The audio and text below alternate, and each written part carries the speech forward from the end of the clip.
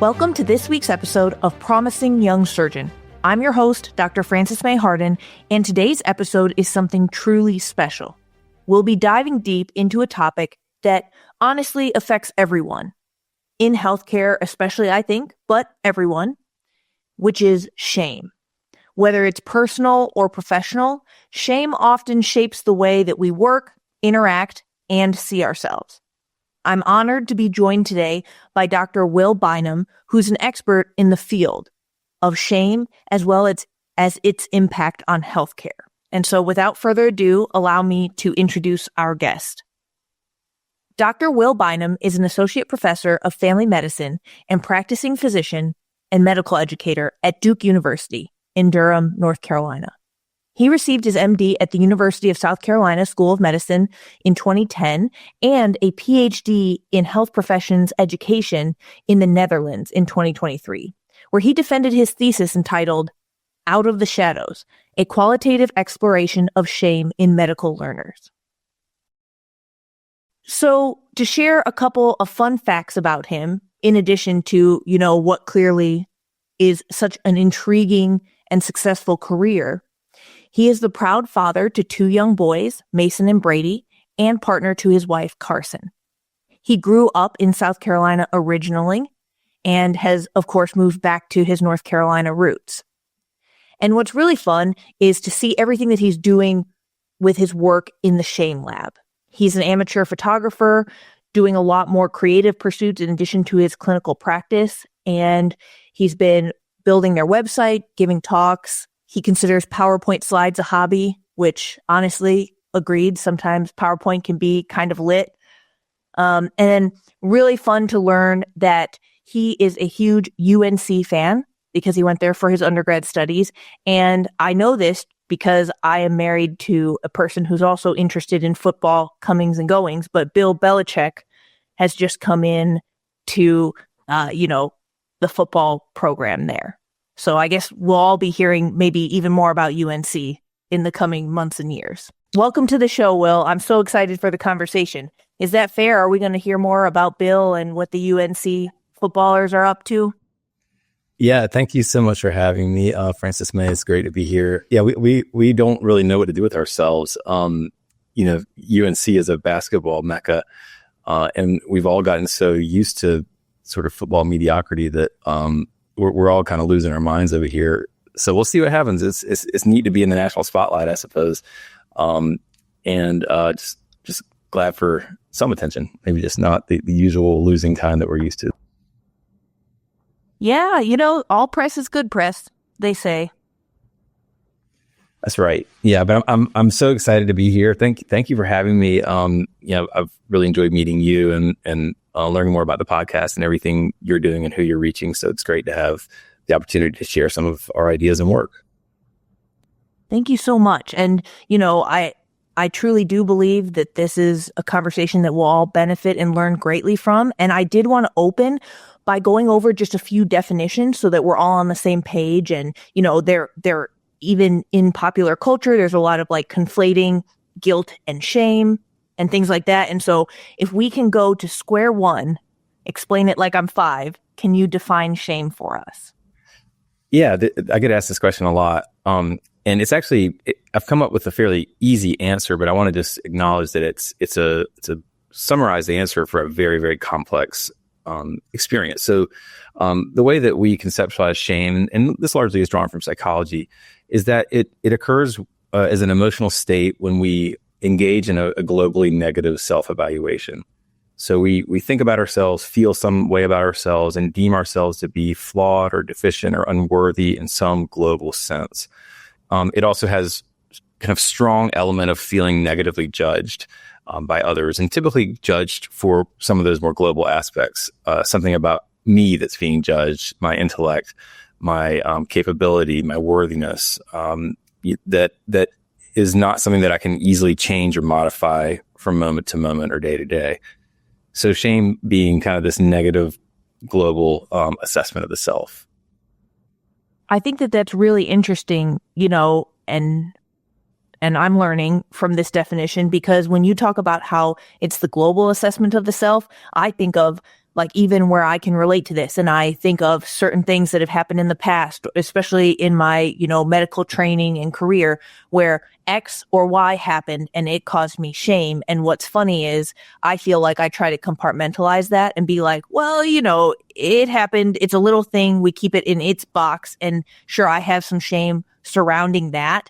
But what's interesting is when you propose this definition, I'm like, that rings true, because I think that if I let it or am honest about it, it actually does say something more globally about me. Like, why did that experience make me feel shame? It's not just the experience. It feels like an indictment back around globally on my overall identity, intellect, like you said, something like that. So it's interesting that we might want it to not be as global of an indictment as it is.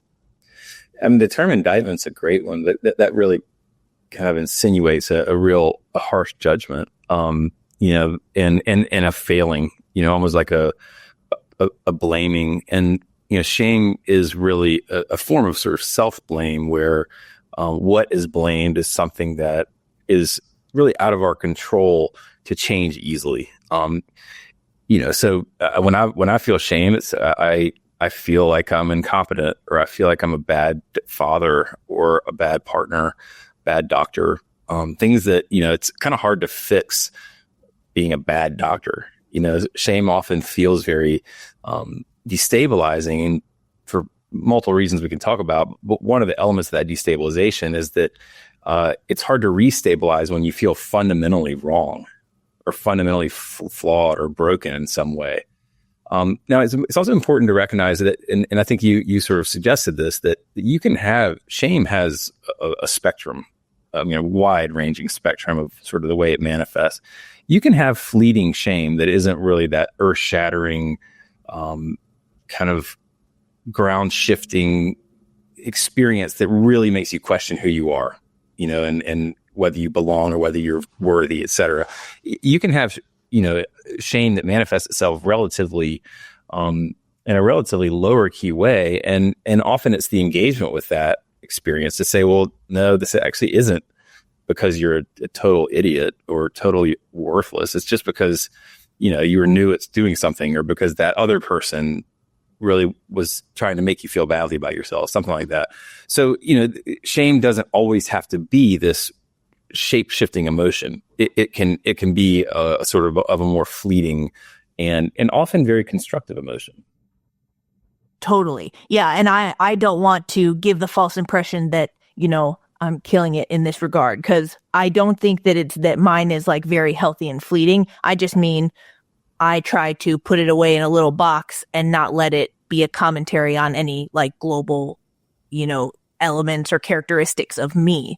What I really want to call out, because I think that this relates to a lot of what we talk about, sure, in healthcare, but for anyone, like at the end of the day, that destabilizing effect that you're talking about, I think it's so interesting, because if the shame that we feel is about something, or it's a reflection of something that is tied to our identity, when you talk about being a father, being a physician, like for a lot of us, yes, being a physician, being a surgeon is part of my core identity. So anything that makes me feel shame pertaining to that would be so destabilizing, in large part because a lot of us don't have other elements of our identity that keep us grounded or, centered. So it's like, it's this attack on yourself. Yeah, I think a lot about this, having come through the pre-medical pipeline and medical training, residency, et cetera. By necessity, there's a lot of narrowing of the things that from which we derive self-worth and self-esteem. That's fundamentally what it is. On the surface, it's more of the things that we enjoy doing, the things that are hobbies, the things that are talents, or the things that make us feel like us. And I remember coming into medical school, I was pretty well-rounded person. I had a lot of interests. I wasn't actually that great of a student. I was good enough, but I did a lot of other things that made me kind of the person I knew myself to be. Then I got into med school, and for me, I actually started doing well academically for the first time ever because I applied myself fully.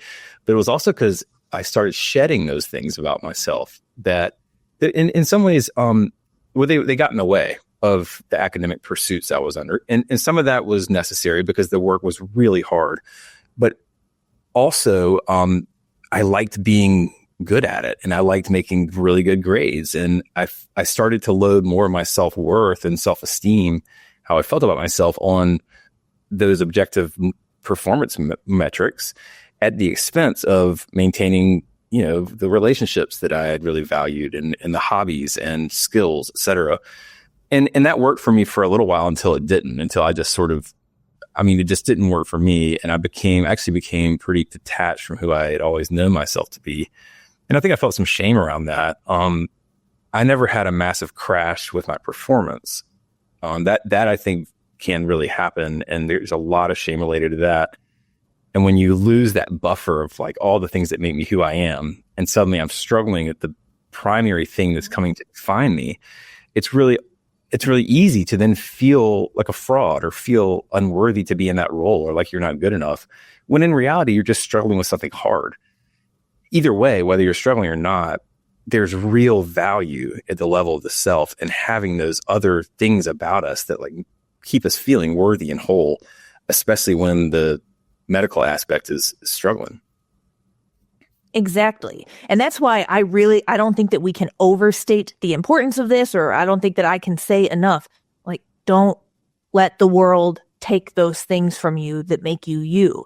And when we're like looking back at our careers kind of step by step like this, when I'm listening to you, I'm just thinking, pre-med programs, competitive undergraduate education, things like that. They're so competitive, and they want these very well-rounded, expansive, worldly people. Same thing, at least in my med school experience. Like, that's what medical schools were looking for. We really, like, with your whole application and with your whole life and whole heart, you were trying to illustrate what a three-dimensional person you were. But then when I look back, that was never part of the conversation in residency. And in fact, what with residency applications and, all of us, my year trying to match into ENT, it was just, in what ways can you demonstrate and prove that you are an extraordinarily hard worker, a bright person, a good researcher, and that you would make a great ENT machine, and that you're willing to give up all these things. You're willing to sacrifice to the end of being an ENT. That's like quite a paradigm shift that I've never really thought about until, looking back right now. Well, the hard thing about that equation is that, and I would agree with you in many ways. I mean, I went through family medicine training, and I've been in, a residency program here at Duke for a long time. And, I think philosophically, the programs I've been in have really, and that I've led, and this is partly because of this conversation, that I led it this way, but we've really tried to have supported the whole person. So I've haven't experienced the same pressures to assimilate to a certain type of doctor or machine or et cetera. Now I'm also in a position of major privilege as a white man. I mean, who presents himself in alignment with his gender identity and sexual orientation. And I've never been in a place where I've had assimilation pressure because of who I am. Right. I mean, and that is absolutely not the case for many, if not most people in healthcare, especially anyone outside of dominant norms. So I haven't experienced that same level of pressure either in my specialty or because of who I am. But I know it exists significantly. And there's a real paradox because you want in the same breath, you want to bring in people that will be top performing, machines, in whatever way those are defined in healthcare. And you also want them to be well enough to be able to actually do that. But by demanding such a culling of your own, like all those things that make who you are and make you flawed and imperfect and messy and awesome, by culling all of that out, you actually really undermine the chances of authentic wellness as you pursue that really lofty goal of what you're becoming. So, I mean, there's nothing wrong with wanting to help people achieve greatness. I mean, that is, our patients deserve that effort from us. But doing it at the expense of who we are as like authentic, well-rounded people is the wrong approach.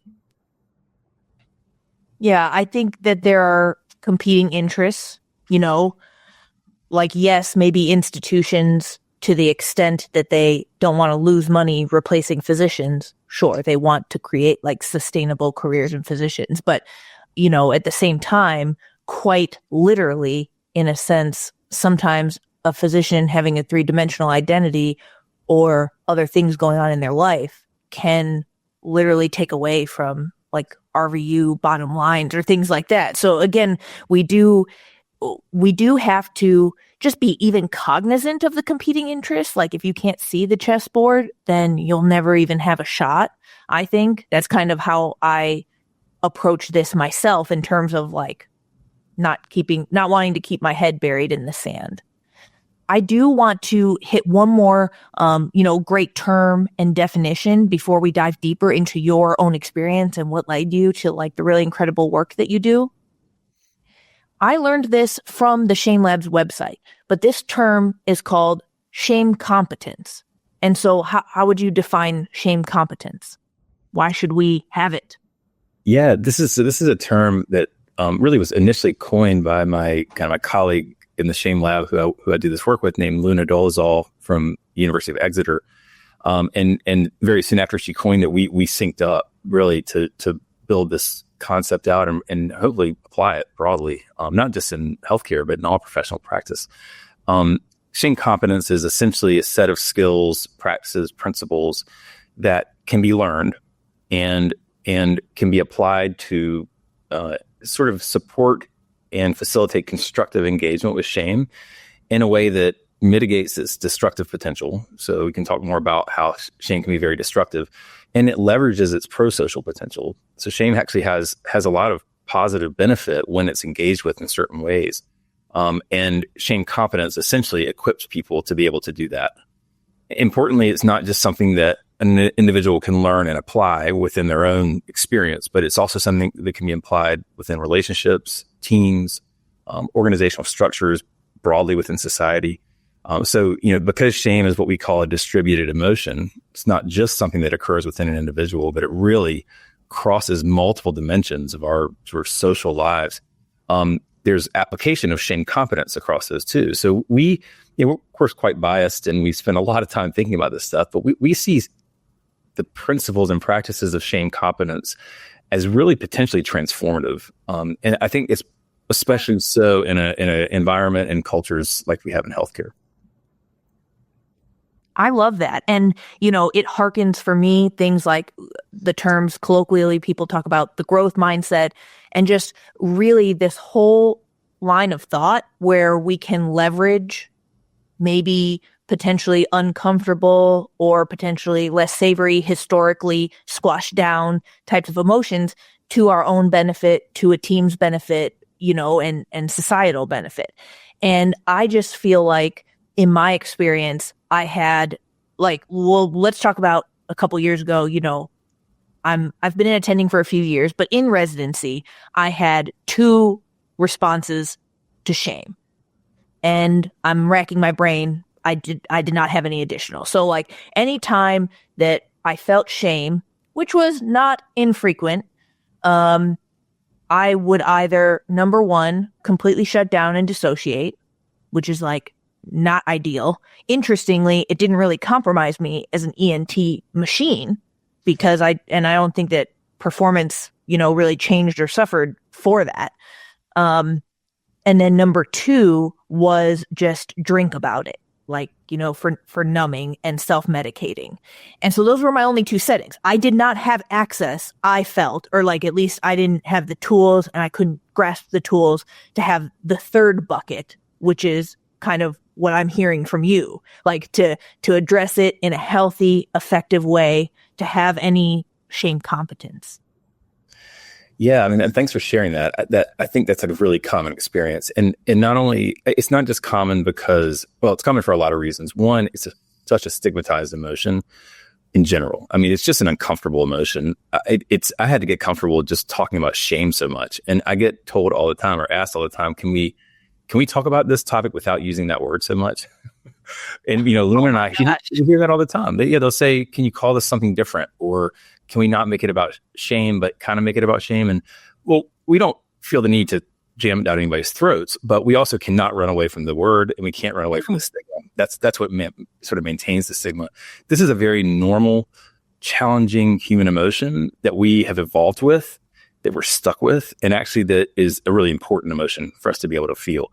So one of the sort of principles of shame competence is that we just normalize it as a human emotion that we do generally want to avoid, and that's okay, but that we should not reflexively repress or run away from, because that really just deepens its grip. I think that, the other reason that I think what your experience is a common one is that we just do not have a shared language around this. If all this work started for me, and I imagine we'll talk a little bit about it, but when I made a bad error in residency, and I had what I didn't know at the time was a massive shame reaction, and I did not know what it was, and it was so destabilizing and disorienting and really challenging. And it wasn't until I discovered what it was on my own that I really was able to sort of ground myself in an actual experience that other people had experienced, and that rarely, but sometimes they would talk about, and having that vocabulary and having and then the forums in which it can be expressed, right? You can just say out loud. Those are like the necessary first steps to giving yourself that third option of something like shame competence, of actually putting it out in front of you and dealing with it. And so shame competence needs some kind of, it is a graded thing. Really at its foundational level is just the ability to recognize this emotion exists. It's just to acknowledge it, to say that shame is a real thing. We're all susceptible to it in some way or another.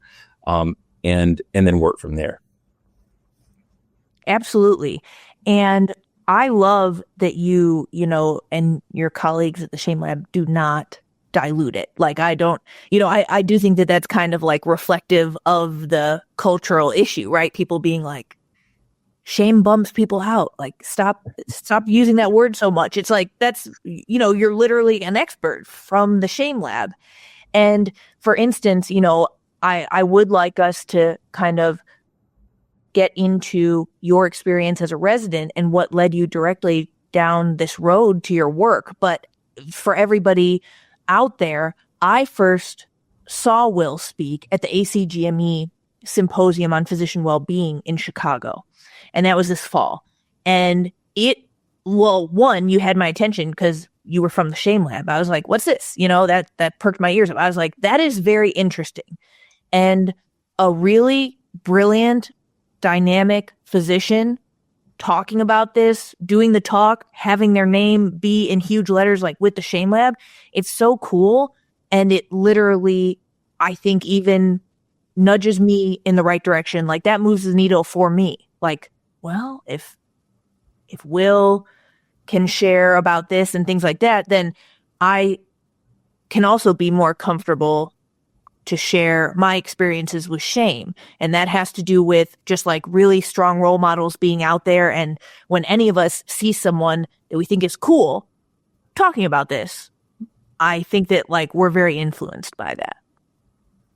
Yeah, thanks for saying that. I mean, that was a really, that was an awesome experience. That was a really important group of people in that room to be able to share this with. And, this is a topic that at the ground level and at very high levels, when we talk about physician and learner well-being and healthcare, we don't talk about shame very much. We talk about things that are a lot more palatable, like burnout, that are easier to measure, that are very real experiences and important experiences, but that we can often sort of engage with at a distance. I can observe a group of people and their burnout. I can study it quantitatively. It's very easy to talk about burnout. So much so that we use burnout as a term now kind of to describe just about any form of distress, in my opinion. And it's actually losing its specificity in that manner. And I think that's really concerning. But to be able to just get up and say, hey, like, let's just get shame out there on our radar. And the thing is, we don't have to get up there and be cheerleaders for it. and we don't need to shove it down anybody's throat. All we try to do is just talk about it like any other emotion, And maybe, well, we try to bring a lot of our own personal experience, and we work with artists, and there's a lot of story, and we try to channel the emotion of shame constructively. But really all we're trying to do is connect people's own experiences of this emotion in safe ways to some of their lived experiences day to day. And that's really where shame confidence starts, right? It's just saying, oh my gosh, that's what that was, or I'm capable of experiencing this. And being capable of experiencing shame, all it means fundamentally is that you are human and alive. It doesn't mean that there's something wrong with you. It doesn't mean that you're super sensitive. It doesn't mean you're shame prone. It just means you're human. And that I find pretty refreshing. That's beautiful. Yeah, just kind of the human experience. I just wanted to mention, when you talk about burnout, I totally agree that it's a little nonspecific, and it also feels a little bit like the symptom of many different diseases, one of which I would argue is shame. And like, maybe if you start scratching beneath the surface of even burnout for a variety of high achieving professionals, yes, healthcare providers included, it's like there might be elements of shame that are very real, that they're putting all this, conscious or not, time and energy into keeping down and hidden, like keeping it squashed down. I meet physicians who are 10, 20 years into being attendings. And when we start to get into these conversations, they're like, yeah, I mean, obviously I saw that within the past few decades. Do I let it run my life? No. Did I process it in a healthy, effective way? No. We stashed it away. Yeah, that's the third reason I was trying to think of earlier about why you mentioned those two options for you in residency was to kind of put it in a box and put it away, or drink it away. And that's because in many ways, those are actually self-protective, evolved responses to shame. Shame is an attack on the self in a lot of ways, from the self.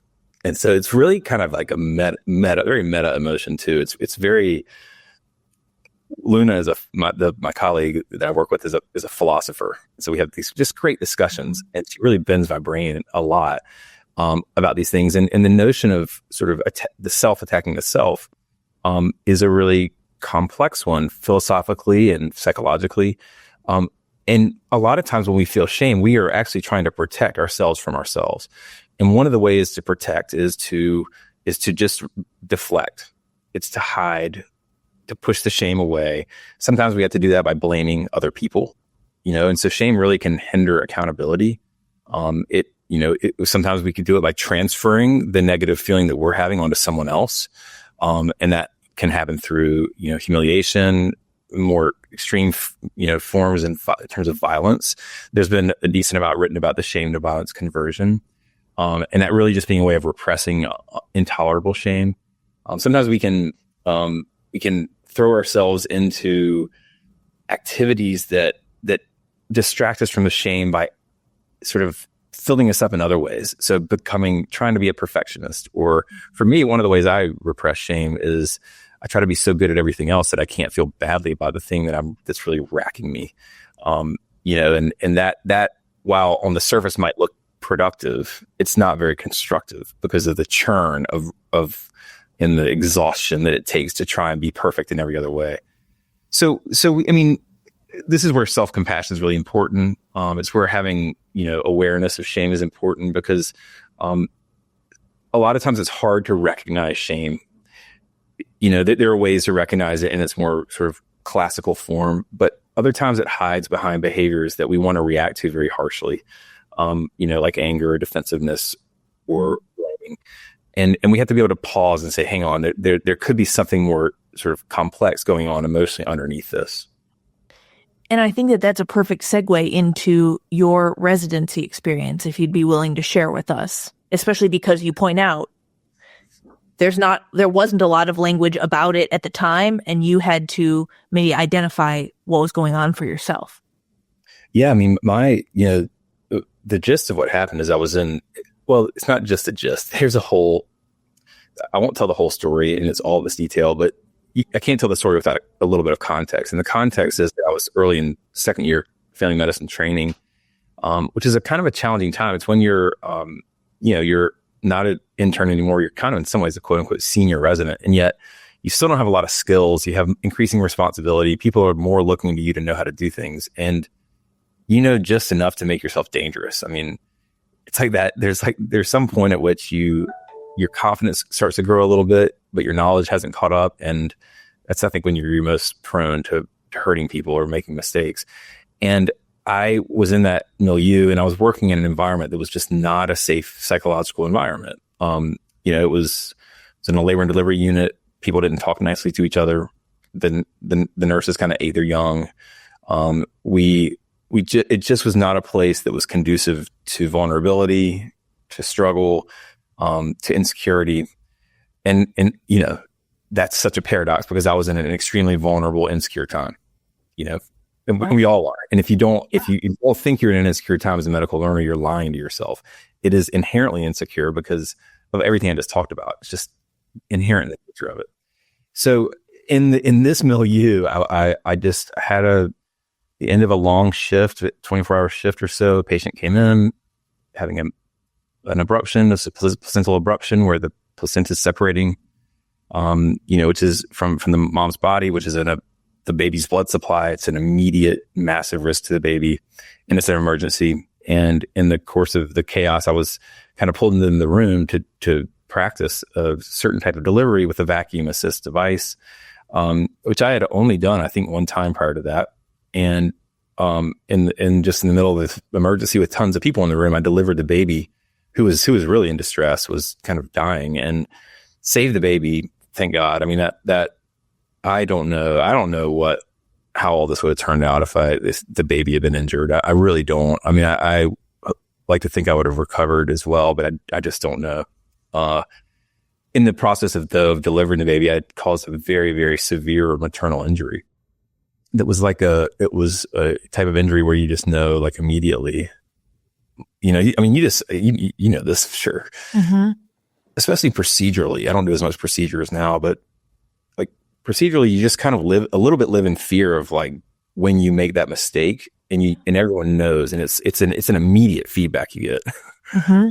The error. It was just like that. And it was kind of like a hushed tone over the room. I remember, I felt. Well, it's tough if the patient's awake too. That's a whole other level of procedure. Just for people listening, it's like, yeah, it's one thing. It's bad no matter what, but imagine the patient awake and no epidural, no anesthesia because of any sort, because she was having an emergency and we had to just deliver the baby ASAP. And, so that thereafter, this just emotional cascade happened to me, and it really went through kind of stages. And we've seen some of these stages in the research we've done, but immediately it was like a massive exposure, like very uncomfortable, under a floodlight, feeling hot. Research participants have described this as like my guts falling out on the floor. I can feel my heart beating in my throat, turning red. I mean, just like intense fight or flight type feelings and just wanting to disappear. I mean, really, like, ground open and swallow me up is what I wanted in that moment. And what was crazy is that I, because of that feeling, and primitively, I did that. I actually just left the room. I handed everything off to the OB who was next to me, and I just sort of slipped out because I didn't know what else to do. And then, that then is a part of that was just when there was a lot of, like, acute depersonalization. I mean, I remember just being in a daze, like almost like this fog. And then it was just like the only thing I could do is just get away from the room. So I ended up wandering myself far away in the other side of the hospital and, like, hiding in a meditation room, literally hiding where people couldn't find me. And so then, as the affective surge of that immediacy of the error withdrew a bit, that was the worst part, because then it was like I could think a little more clearly. And then I started thinking about, oh my God, like, what does this mean for you? What do people think about you? Like, and then you're like looking back at yourself outside of yourself. And that's when the shame really took root. It was like, you idiot, you fuck up, you're worthless. Like, you don't belong here. And, like, I was to make matters worse for me at the time, I was kind of a very strong resident. And I was a very trusted resident. And I thought all that was bullshit. I thought all that was just a mirage, and I just fooled everybody. And that I was really a doctor that just hurts people. I mean, that was painful. That was really painful because it's not how I'd come to hope to know myself, but definitely was not the person I was striving to be. So there was just huge transgression against my ideal and in my values, and then the values of the profession. I mean, first thing you say out of med school or the end of med school is, oh, first do no harm, right? The Hippocratic oath. Right. And I just had transgressed the number one rule. And so that there was no self-evaluative processing in those early hours and days at all that was specific. It was nothing action-based. It was nothing circumstantial. Every bit of it was you're the problem here. And if I had just known what that was at the time, I mean, I eventually did recover. I can talk a little bit about that. And somewhere along the way in the recovery, actually was getting out of a bad relationship at the time too. And I think I was feeling concurrent shame with that. That was about, something wrong with me for not being good enough for this person who moved away and things like that. And in the kind of the overlapping of both of those, which is really distressing, I was like, all right, you got to come to some understanding of what's happening with you right now. And ultimately that led me to Brene Brown, and then the rest was history. Yeah. Well, and talk about destabilizing with your full work identity and your relationship, identity at the same time. Thank you so much for sharing with us, because, I can tell you my hands are very sweaty right now just from thinking about it and like walking along that with you as you shared your story. And I'm sure that there's a lot of sweaty hands out there because, especially as learners get facile with these procedures, like you said, this was your second time. I'm sure you didn't see a lot before that either. So second time, might have really meant like just second time ever.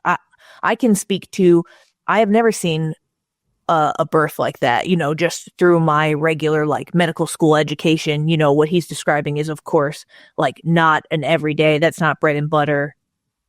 Many of us, even as physicians, don't see those types of cases. So I guess that my question is, I would love to hear about how you recovered from that. And I know you mentioned Brene Brown, but yeah, that's a really tough place to be in. And I spent so many years living in the place where I didn't have actionable items. Like I just felt the stress and I felt like a raw nerve all the time. Yeah. I mean, there are parts of the way I recovered that I frankly don't remember. Like the timeline is actually a little blurry, probably because it was such a just challenging time. And there were a couple of key things that happened that I anchor in now, in my understanding of my recovery from all this. One, the most immediate one was the single human that came and found me after that. And it took her like 2 hours to find me. And it was a midwife that had been sort of in the back of the room. And it was the one person, if I had to predict who would have found me, it was her, right? She was the one person that had the, I don't know, just the warmth day to day towards us. Mm-hmm. And she didn't do much. All she literally did was say, I'm here for you and let's get you out of the hospital and back home, and you're going to be okay. And some things like that. It wasn't like you're feeling shame and let's work through this. Right. No. But that was it. That was the only person that probably ever knew that I was really suffering, because I did go back to work and I was probably withdrawn and quiet and things like that. But largely you wouldn't have seen me suffering to the extent that I was suffering, and no one knew that I could be.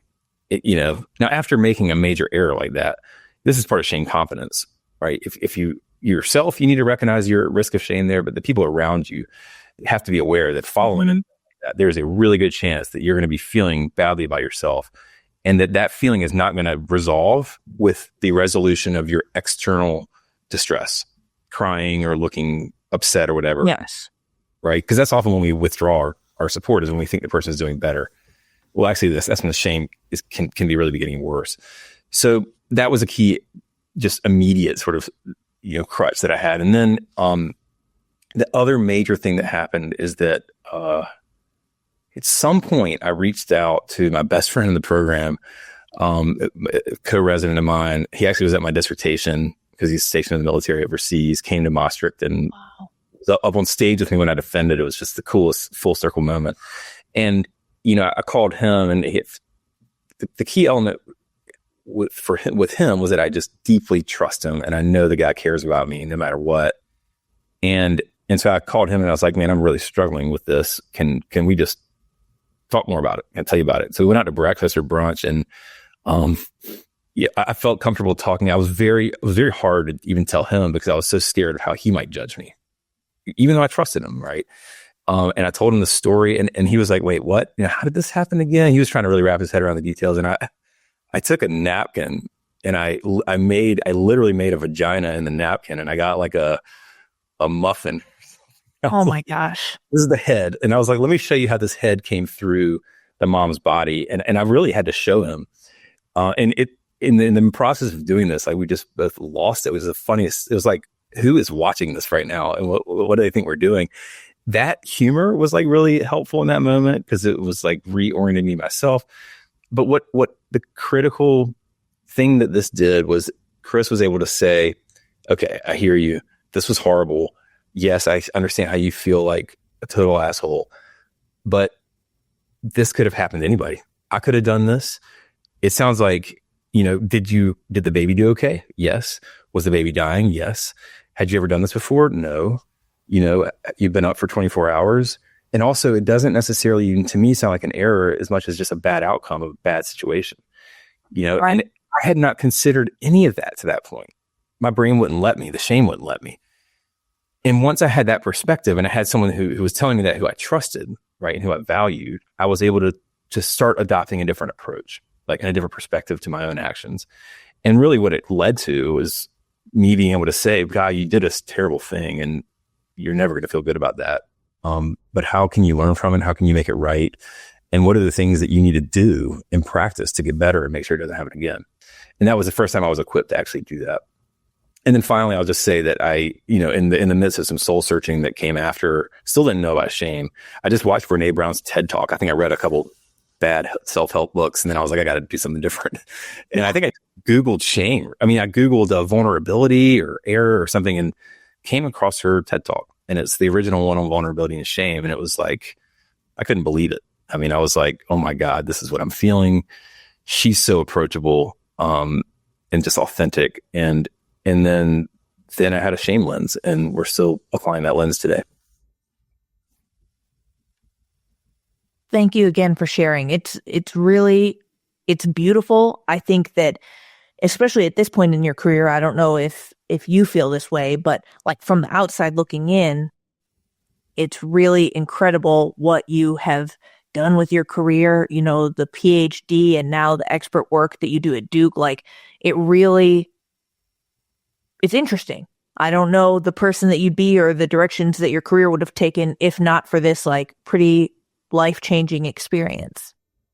Oh my God. Massive. I'm not terribly surprised that I ended up being an educator, and I am a little surprised about the research, but I'm absolutely floored sometimes at what I'm doing. It aligns with the difference that I'd like to try to make as a professional. I think that there's a lot of suffering around this emotion of shame. There's a lot of using shame at the expense of others. There's a lot of unintentional use of shame at the expense of others. I've always been someone that's driven by big problems and wanting to solve big challenges. And so it's a lot of times I wake up and I'm like, God, this is so cool that I get to work with this on this level, because it is one of those really sticky, challenging things that we deal with, but also one that's so amenable to just, humanism is real. What we do, the work we do, is just trying to advance humanism in professional practice through engagement with shame, because shame can really interfere with our humanity, and the ways in which it's used can interfere with that. So we're actually humanists doing work in a time when we need more humanity, in a profession where we certainly need more of it. Yes. And what I really love, because, I'm a person who has made like every excuse in the book for many years consecutively as to why, I'm very busy and I don't have the time or energy or bandwidth to become a better person or understand myself any better.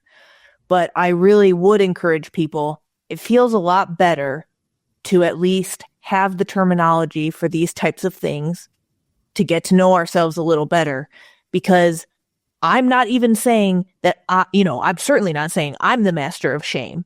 I am not that. But at least now I won't be beaten by a phenomenon that I don't even identify or, like have any words for at all. You know what I mean? It's like, it's almost the difference in agency between like fighting an unknown enemy versus like, all right, it feels a little bit more survivable to even know the enemy. Yeah. I mean, I'm a much more shame aware person than I've been in the past. And yet I still really struggle with it when I experience it. It certainly doesn't mean that I've got it figured out, or it doesn't mean that it's any less awful when I feel it. In fact, sometimes I'll catch myself feeling shame and then I'll be like, damn, I'll be like bothered, annoyed that I got to deal with it, because I know that it's so much easier to just ignore it, or try to ignore it. The thing about shame is that we can try all we want to ignore it, but it's so fundamental. The ways in which we feel about and know ourselves is so fundamental to who we are day to day that, it's a futile effort to try and ignore shame. Luna does some great work with chronic shame and really conceptualizing shame as kind of a life organizing emotion. And a lot of times it's not just the experience of shame that influences our behaviors and relationships and reactions and learning and things like that. It's the desire to avoid shame that does it. And some of that's healthy, right? That's how shame has its influence and its power. We need to have some shame avoidance capacity, because that's why we don't do awful things in our society or to each other, et cetera. It's why it's an evolved emotion, because it kept people in line in social groups. But it really can really wreak havoc when it's sort of becomes more pathological. Yes, pathological for the individual, or you even alluded to earlier, kind of like weaponized, which it could be. And one question that I have, I thought this even when I heard you speak at ACGME, and one phenomenon that I think a lot about is the ego. And I always say, like, this is really near and dear to a lot of surgeons in particular. I think that surgeons are like some of the most egotistical and like ego-driven people in the world. And, it's so funny because most episodes I feel like that I'm like, no offense though to surgeons, but like kind of some offense, it is a very egotistical profession. So if we're going to call a spade, my question would be, I feel like there is some natural link between everything that we're talking about and like the ego. And what do you think that is? And like, what's kind of the relationship, and how can we use one to better understand or, grapple with the other? Yeah. I mean, we're deep in the ego realm right now. I have a lot to say about this. One thing I will just say briefly, I'm fascinated by surgeons. I am in awe. I really am. I mean, I'm not just saying that because you're one, but I truly am in awe of what surgeons do. I'm so deeply appreciative of the fact that surgeons do the work they do, because there's so much risk for you as an individual, you as a person doing it. I mean, there's just so much risk, and you do it. And I run from that risk, if I'm being honest. I heard a surgeon say really well when they talked about ego. And this doesn't capture all the ego you're talking about, but he said, on the one hand, I need to be humble enough to know that I'm capable of hurting a patient. And on the other hand, I need to have such a strong sense of ego and self that I don't believe another surgeon can do this better than me. Because if they could, then they should be doing the surgery, not me. And to go in and operate on this patient, I have to believe that I am that good. And I think that's such a fascinating paradox to be in. I mean, what like mental gymnastics that entails. I think ego is at the heart of most of our problems in the society. I can't remember if I said that at ACGME, but it's something that I try not to say that too much because it can be controversial, but I really think socially, societally, so much of our problems are due to ego fragility and defensiveness and the need to elevate ego because it feels threatened. And I could have a lot to say about men in that regard and the male ego. I think that there's a lot of ego in medicine, and it's understandable that the training, the pipelines are very self-centering. They inherently tell you that everything you're doing and learning is the most important thing. Because it kind of is. I mean, when your patients are looking to you for everything they need from us, right? That is ego driving and generating. And so I think it's okay to have some level of egotism, frankly. And I think it's also just a byproduct. But damn, we really taken and run with it a lot. And I think a lot of that's because we lose ego and self-esteem in so many of the other ways we talked about, right? That, shame is a tool of power and conformity. It circulates interpersonally. It can be a very useful way to make yourself feel better at the expense of others. And I think if you're feeling bad about yourself and you kick the dog, it's kind of like that. And we see so much of this in medical education. It's so unacceptable, but it's not just education. It's everywhere. This like systematic disrespect that gets circulated because I think people's egos are so fragile. And rather than artificially inflating our egos, we should all just be more open about how insecure we are. Is how I feel about it. Yes. I love that. One of my favorite jokes is, what's the difference between God and a surgeon? What? God doesn't think he's a surgeon. It's pretty good. But no, I really, I love your message. I want to have you back to talk about male ego someday. I definitely appreciate you being here with us. And if I were in charge of such decisions, I would have like every medical trainee do a Dr. Will Bynum like little crash course so that they could have a shot at really, getting through the long journey as unscathed as possible. Yeah, I mean, that's some of what we're trying to build, in the Shame Lab. We really, we've been real privileged to work with some just very creative people to put dimensionality and meaning and depth to these experiences and to just make them more approachable. And also, we've kind of found effective ways to communicate about it that connect with people's experiences. So our goal is to generate just ways that people can receive this information without us having to be there live and in person. So we're developing kind of training modules. We're building some, conceptualizing some social media presence where some of this can come across.